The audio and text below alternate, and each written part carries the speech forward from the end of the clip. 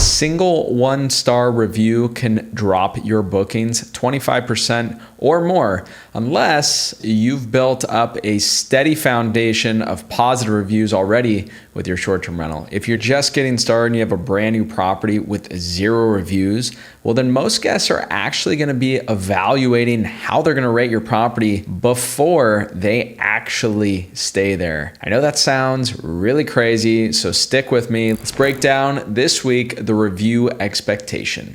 Welcome back to the Short-Term Rental Riches podcast. I'm happy you're here again, and I hope that you've experienced staying in a lot of short-term rentals in a lot of different places, especially if you are planning on having your own short-term rental investments or if you already have them. Today's episode will dive into the psychology behind guest expectations, what your review history is telling future guests, and the lesser known threshold of reviews that you need before you hit your reputation's safety net. There's something really interesting about guest reviews, and we can uncover these sorts of patterns when we go back and review them. The thing that's interesting is that a lot of times our guests are leaving reviews that aren't based just on the stay. No, in fact, they're based on the psychology of what they were expecting, their expectations of your property, and what those prior reviews told them. We know those expectations are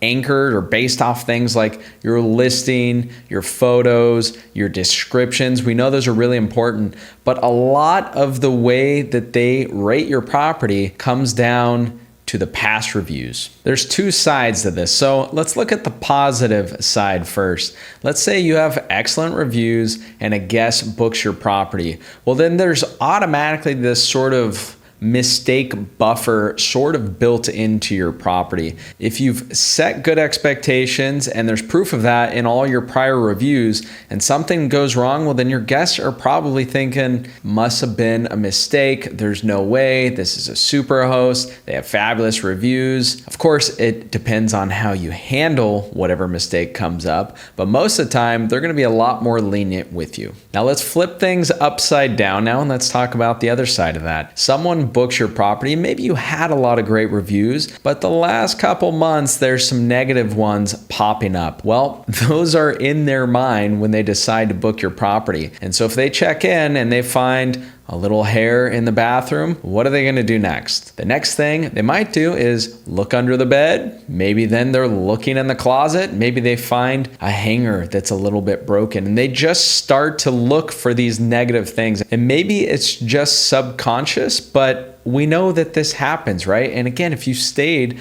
at a lot of properties before, it's impossible to not do this. If you have reviews, setting the expectations that this property's got a couple kinks, there's a couple things off, and then you show up and something little happens, well, it's really just solidifying your expectation. So yes, if your reviews have been suffering and you have one little thing go wrong, then all of the errors with your property are going to get magnified. And it's much more difficult to win that guest back, to have a positive experience when they've already seen the reviews and they already confirm them showing up to your property and they have this idea in their head that this place sucks. Your Airbnb is not cutting it. I should have known better. I should not have booked this property. So of course, we can always do a good job at communication and salvage pretty much any situation that comes up, helping our guests have a fabulous experience and leave a great review. That is the name of the game.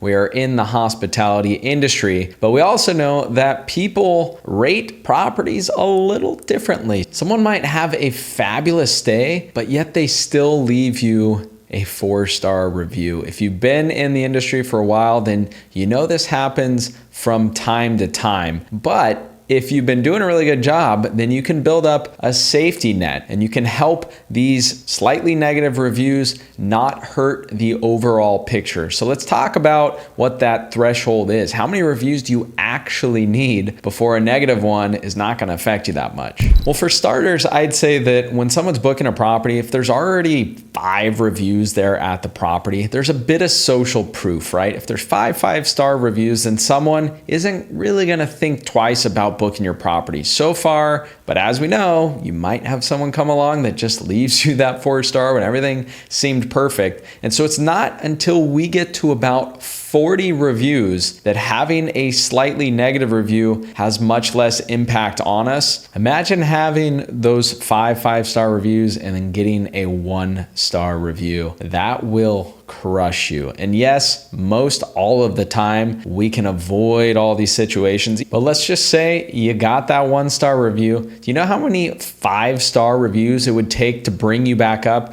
Not to 5 stars, because that would be impossible. You can't have a perfect score after you get a negative review, but just to bring you up to a 4.95, that's 34 5-star reviews. That takes a lot of time. So we got to be extra careful that we're checking all the boxes and we're not overlooking anything when it comes to our guest experience. Now, when we start to get more reviews, then a negative one doesn't affect us as much. We know that your guest checking in knows this, right? They've seen that you've done a stellar job, and whatever happened last time must have just been some random mishap, or you had a crazy guest, which we know that there are some crazy guests. Of course, you should be leaving a fabulous review response to whatever that guest left you, helping you explain whatever the issue was, how you corrected it so that future guests aren't going to have that same issue. Okay, so quick recap here. We know that guests don't want to be that different, right? We don't want to be the crazy one out of 50 reviews that left a 1-star when everyone else